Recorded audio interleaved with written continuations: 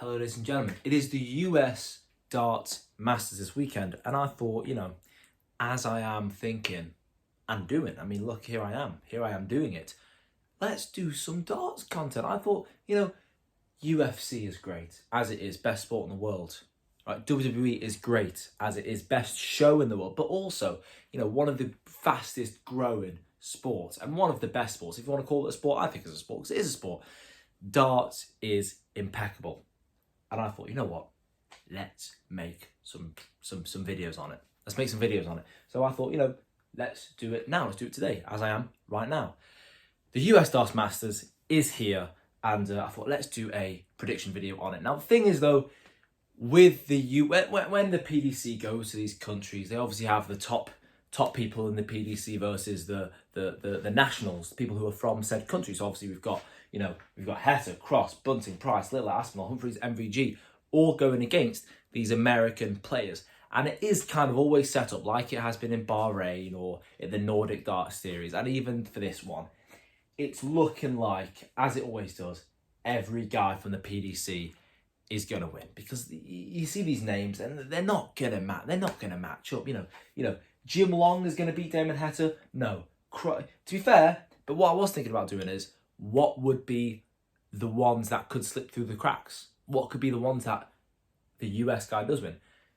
If you look at this, we've got Damon Heta versus Jim Long, Rob Cross versus Danny Lauby, Stephen Bunting versus Jason Brandon, Gerwyn Price versus Adam Savada, Luke Littler versus Jules Van Doggen, Nathan Aspinall versus Matt Campbell, Luke Humphries versus Stowe Bunce, and Michael Van Gerwen versus Leonard Gates. Now, you see all those names, you hear all those names, and on paper, obviously, the PDC guys are going to beat the American guys. But I thought, that's just a boring video. No one wants to watch me just say, they're going to win, video over. I thought, why don't we just look into it and just see which ones could be the ones that slip through the cracks.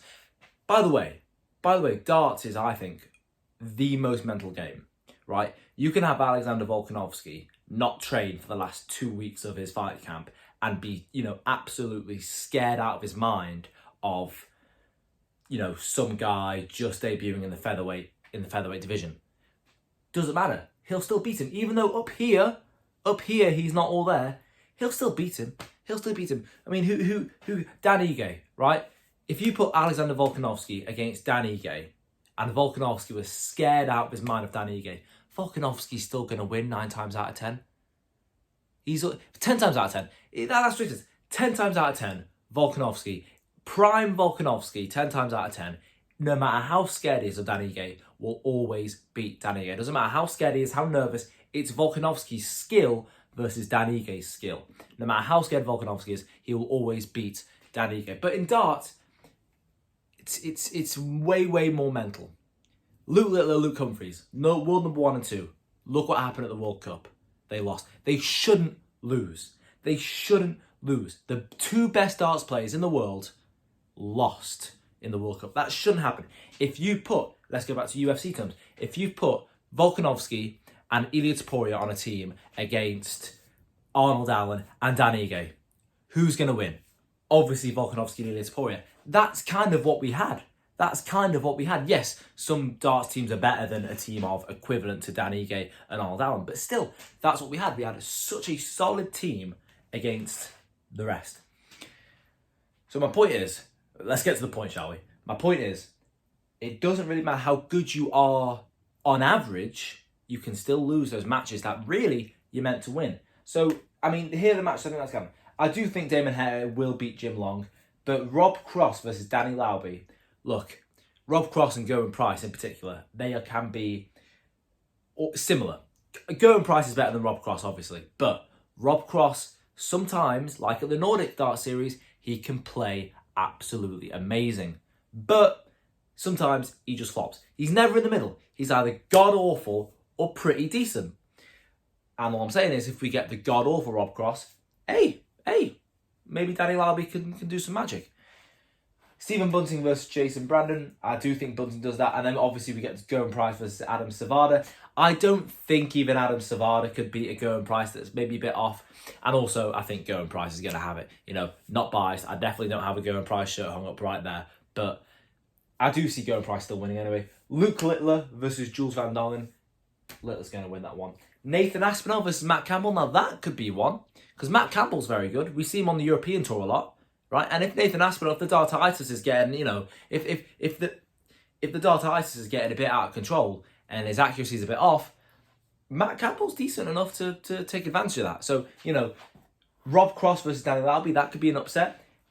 Nathan Aspinall versus Matt Campbell, that could also be an upset. Luke Humphries versus Stowe Bunce. Who? Humphries is going to win. And then we get to the main event of the night, Michael Van Gerwen versus Leonard Gates. And I love Leonard Gates, and I think that is the third match of the night that could be a spoiler. Obviously, MVG is very good, but he's out of his prime, right? That's fact number one. MVG is out of his prime. Fact number two, now I don't want to get personal here. I don't want to be that guy who takes it a bit far, but we know MVG's current situation personally. Could that still be on his mind? That's why he pulled out of, you know, the World Cup, I'm pretty sure, right? That's why he was out of some tournaments. Personal situations. Could he still be, you know, mentally a bit unstable? Hence why I think that is the third match that could be where we see an upset and Leonard Gates. I love MVG. I love MVG, but MVG is going to be one of the best for a long time. Leonard Gates, he's not there. He's not there. Leonard Gates is just, you know, that world championship sensation. He had a crazy walkout, won the match, lost to Nathan Aspinall after anyways, but we all love Leonard Gates. And nothing against MVG. I hope MVG wins most of his matches, but this is the one match where I'm actually hoping MVG loses because I personally love Leonard Gates. I think you should all love Leonard Gates. If you haven't seen any of Leonard Gates' stuff, he's a great guy, funny guy. He's that bit of, you know, as a Brit, we kind of see the Americans as too friendly, too happy. Leonard Gates is all that, but he's just a great guy to watch. So don't get me wrong. If you had to put your money on it, put it on the PDC guys. I'm no financial advisor. I'm no money moicon. I'm no financial advisor. The PDC guys are obviously and deservedly the favourites. But remember, it's darts. It's mostly mental. If a guy's a bit off in the head, he could definitely lose. Average ability does not matter in darts. It's where you are in the head, right?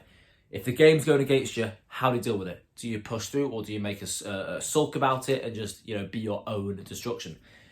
But the three matches that I think we could have upsets: Rob Cross versus Daniel Albie, Nathan Aspinall versus Matt Campbell, and Michael Van Gerwen versus Leonard Gates. Hopefully, I pray to Lord Leonard Gates wins, because he's just a don. He's just a don. What can I say? But yeah, short prediction video as it is. As I said, PDC guys, big favourites. There's not really much to talk about this lineup. It's always the same with this with the World Tour, with the World Series. It's the PDC guys versus the Nationals who just aren't as good. But I thought, let's do the three that could go through. So yeah, those are my picks. Official picks, yes, PDC guys, but the three that could be spoilers, as I've said. Hope you enjoyed, and we will see you again for another video. Peace and love, I guess. Peace and love, whatever they say.